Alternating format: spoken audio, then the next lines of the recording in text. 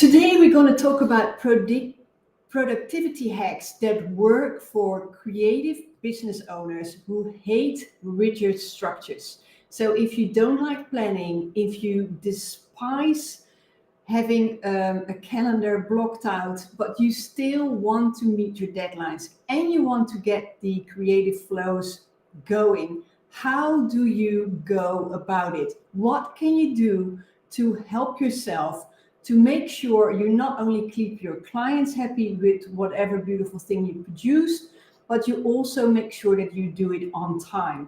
In other words, we're talking about productivity hacks for creative entrepreneurs who hate rigid structures. So good morning, good afternoon, good evening. Welcome to the Be the CEO of Your Life show with Yvonne of Amaze Yourself. Here we make business growth easier. I share strategies and insights to help you increase your revenue, get more clients, and set up your operations to scale. Plus, you'll hear from industry experts who review how they scale their business. So get ready to work smart, earn more, and live better. Okay, so today we're going to talk about a topic that's really close to my heart, and it's all about productivity, because I love to do things in a way that mean that we do not have to spend a lot of extra time. My motto in life is work smart, earn more, and live better. So let's talk about this. Productivity hacks when you are a very creative person and you hate restrictive planning, okay? And I know for a fact that even people that don't feel themselves as creative still hate rigid planning. So what do? Okay, well, let's first talk about why traditional productivity methods fail for a lot of creative people, and why time blocking, strict schedules, and rigid to-do lists often don't work. And if you're watching this and if you feel like, hey, I know it doesn't work for me, well, then let me know. But basically, it means it is feeling suffocating. I have helped many people get more productive. And people that are very creative, they often tell me they start out, let's do this. And I must say, I'm one of those peeps. And then, you plan your whole calendar, you commit yourself to doing certain things. And because you're committed, you are sticking to it for at least a whole week. And then, the cookie starts to crumble. Why? Because it is too rigid. It doesn't really thrive on flow. And it's basically feeling very forceful.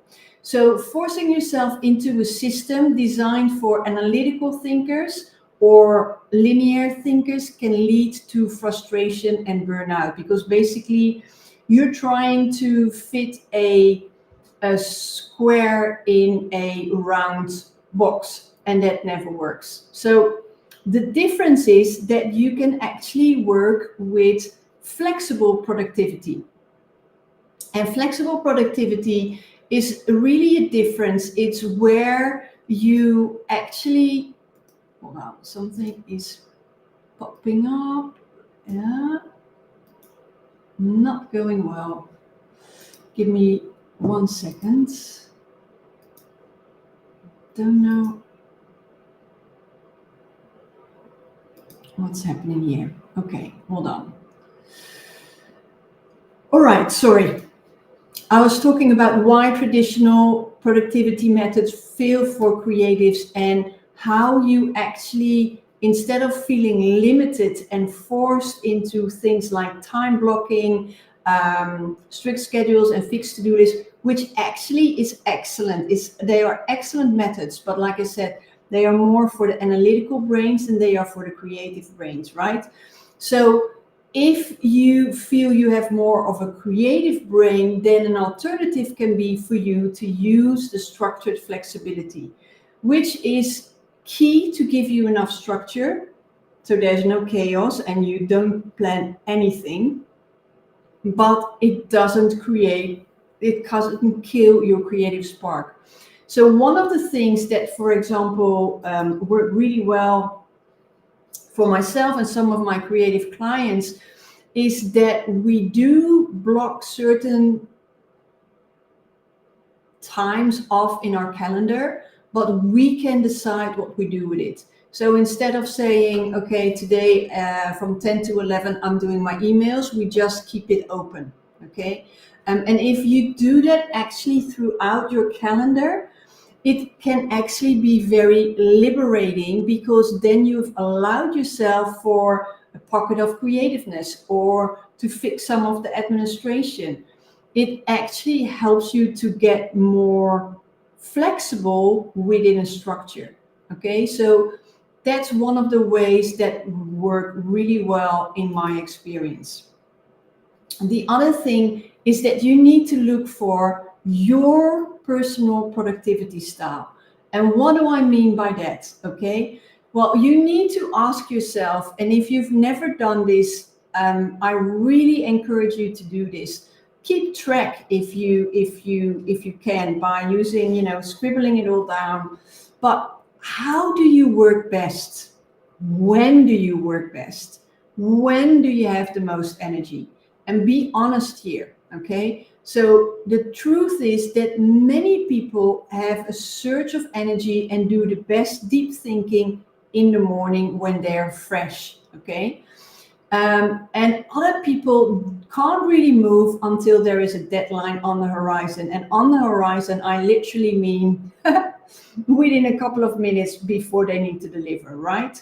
So what works best for you? I know that when I need to be really creative in my writing, or really thinking about something out of the box, for me, it works best to do that late at night, preferably when there's no one around, and when I'm on the verge of being very tired, and then it's almost as if, it's that nice quietness in the house, and I just can get in that creative mode. So what about you? When are you really feeling, the most creative? When do you do the best thinking work? And combine that with, what are your natural energy moments, right? When do you peak? When do you dip? So another important energy dip moment for me is always 4 p.m. 4 p.m. is like, I don't know, it's like the man with the hammer comes around, energy is gone, all right? And the reason why this is so important, to know when your energy is great, to know when you do your best creative, deep thinking, producing, is because you can then start using that to structure your day, okay? And there needs to be a balance between, the get shit done balance, so to say, balance between using your creative freedom, but you still need to deliver, okay? And we all have that. You have to deliver something at a certain point of time. And many people kind of fell into a certain routine. Sometimes it's brought upon them from the corporate world, and they never stopped to think about, but what works best for me? So they kind of do the same thing again and again, day in, day out, without ever wondering, is this my personal productivity style? So just to give you an example, how many of you start your day by opening up your phone, or, starting up your desktop or your laptop or whatever, your computer, and the first thing you do is you check your email? And then before you know it, you've lost an hour, you lost 2 hours answering emails, getting back to people. Why? That is honestly one of the worst things you can do first thing in the morning. And you know why? Because most of us have the most brain capacity, which is kind of killed. Our energy is zapped by getting pulled along in emails and other people's energy. Don't do that, all right? Unless you're waiting for a very important email, don't touch that first thing in the day. That's not very likely to be your personal productivity style, okay? The other thing that you need to figure out is what works well for you. Are you that person that does spontaneous work and that, just like whatever? Or, and I highly recommend you try this, do you go well when you batch certain things? And I say highly try it, because don't dismiss it before you've tried it, especially also when in creative tasks. When you're in the flow, you're in the flow. So you can make things, you can create things, it feels good, you forget about time. And that is batching if you do it well, okay? Batching basically means, right, piling on top of each other. And what it means is that you do similar tasks stacked together, because you get into the zone, you get into the flow, and you save time by piling it all together. So for example, a great thing to do with batching is to create your social media content or to record videos, because you are in the zone already. You maybe have put on makeup, you're like, okay, I'm in the zone, record, next. That really is a way of batching. So find your personal productivity style and start planning your calendar according to it. Okay. Then the next point, which is really critical, the power of loose structure instead of strict routines. I think if you're very creative, you just like this just by the sound of it.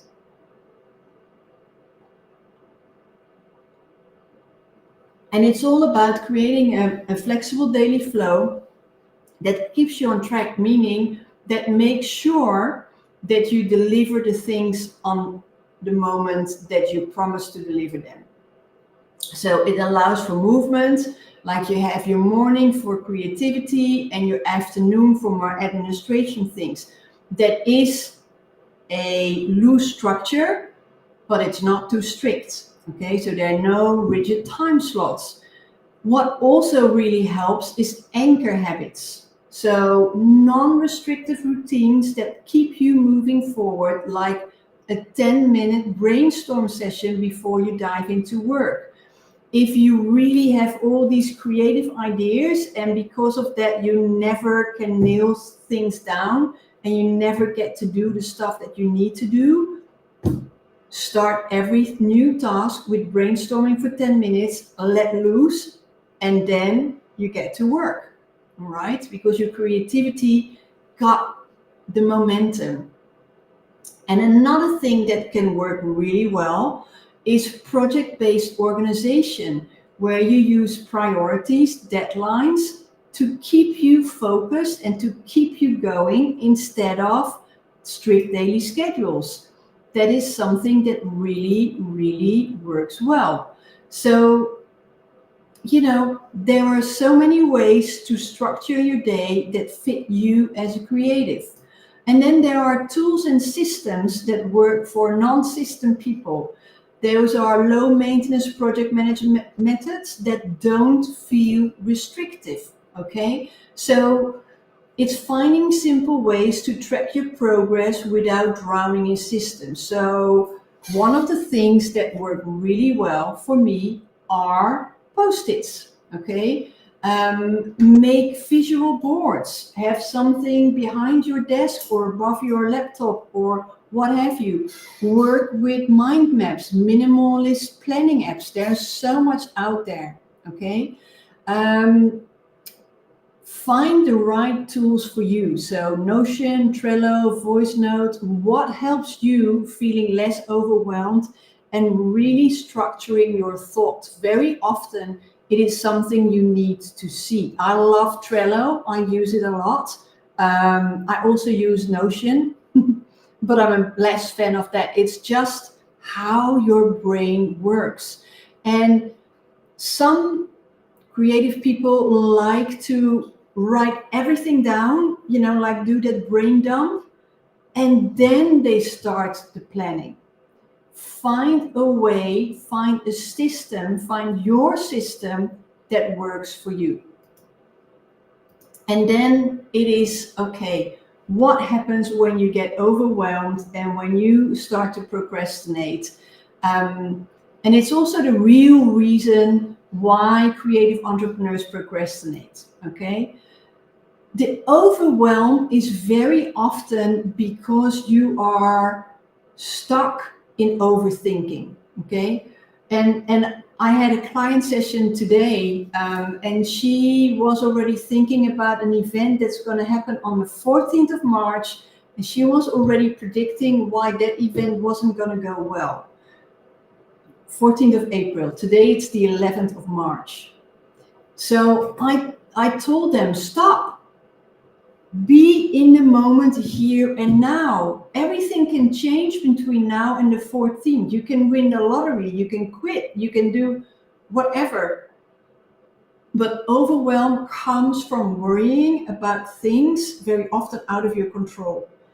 The best way to create overwhelm is to take a couple of deep breaths and to focus on the here and now, and to stop your brain literally from moving too far ahead or thinking about all the things you need to do instead of that one thing you're working on right now, okay? Then procrastination. Why is it very often not true procrastination that is keeping a creative person stuck? The truth is that it is about perfectionism. Whether it is the fear that they can't create something good enough, which is keeping them back from starting at all, or whether they keep redoing it and never truly finishing it, right, before they hand it over. Both are equally killing, okay? And you need to break through that.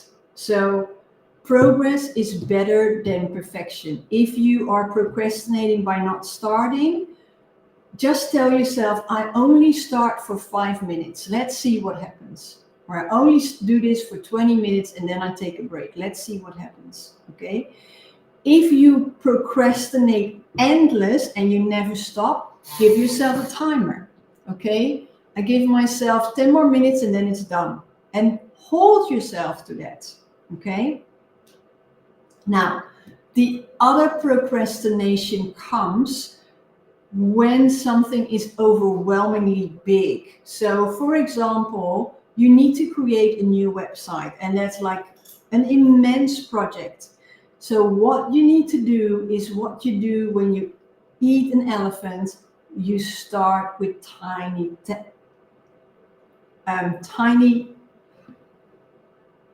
bites, right? You need to divide that huge task into micro tasks. Reducing your mental load by focusing on that one small step at a time will definitely diminish your overwhelm, okay?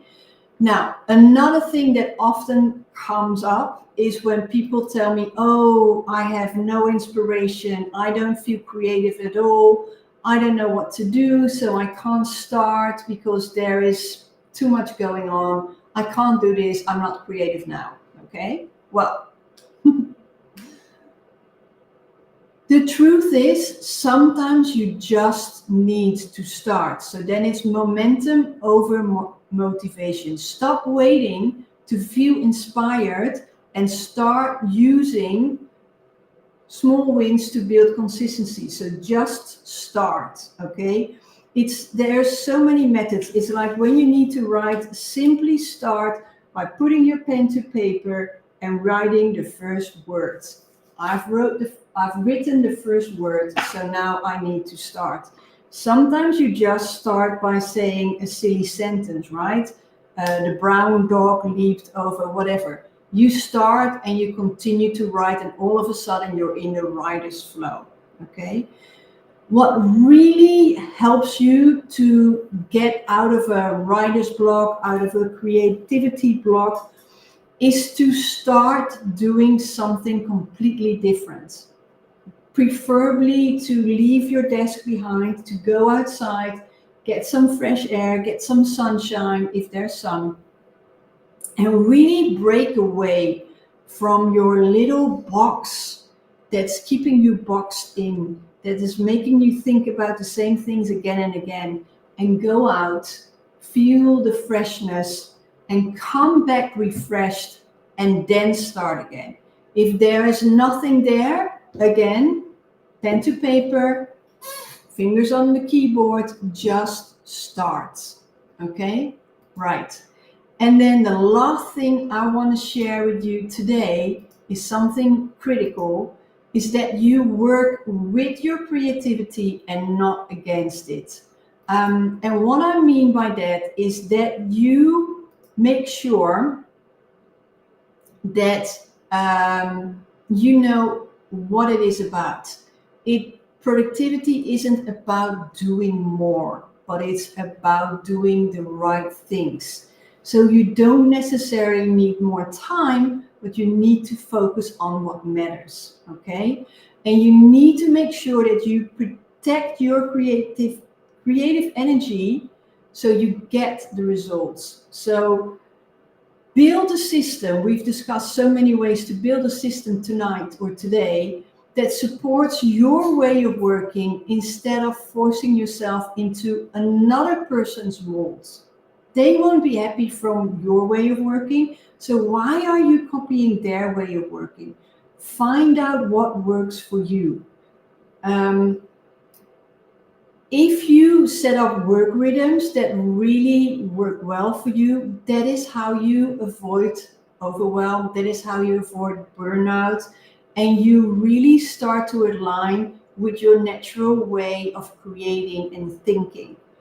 Now, be honest here, if you're just always want to start at 10 because you like to lay around in bed, that is not really maybe the answer. Okay, but if you are truly, when something happens and you can't stop, work with that. Allow yourself a breather, but don't add on. If you sometimes make an overnighter because you feel so creative, amazing. Take some time off the next day. Okay, do not how do you say that? Be disloyal to yourself, your energy, your body, by not taking enough rest. When you have a creative surge that lasts a long time, you need to replenish. So you need to take time off afterwards. Okay? And really balance your freedom with structure. So you have a system set up that supports your ideas and don't limit them. Trust me, it is possible. It is very, very possible. I've worked with many people and helped them to get it. And I would love to help you too if this is something you suffer from. All right, so this is what I wanted to share with you today. And I love that you were joining me here today. So thank you for joining us on the Be the CEO of Your Life live show. We specialize in helping agency owners get more clients by improving their current client acquisition channels, introducing new ones, and setting up your operations to scale. If you're an agency owner looking to increase your revenue and get more clients, reach out. See you same time, same place next week. And if you have a specific topic you would like me to discuss, just let me know and we'll definitely look at it.